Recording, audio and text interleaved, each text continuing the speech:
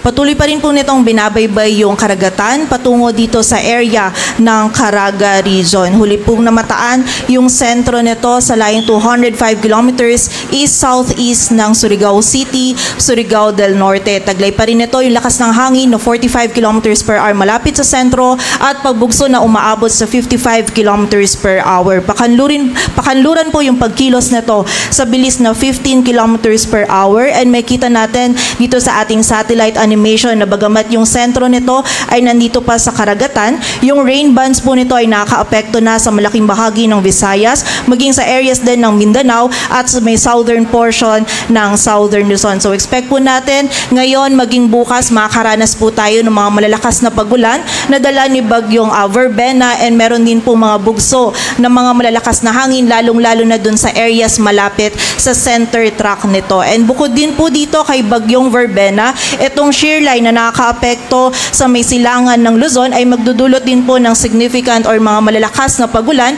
mostly sa malaking bahagi or sa eastern section din ng northern at central Luzon. So malaking bahagi po ng ating bansa yung pinag-iingat natin dahil po lalong-lalo na sa mga pagulan na dulot ng shear line at ng bagyong Verbena.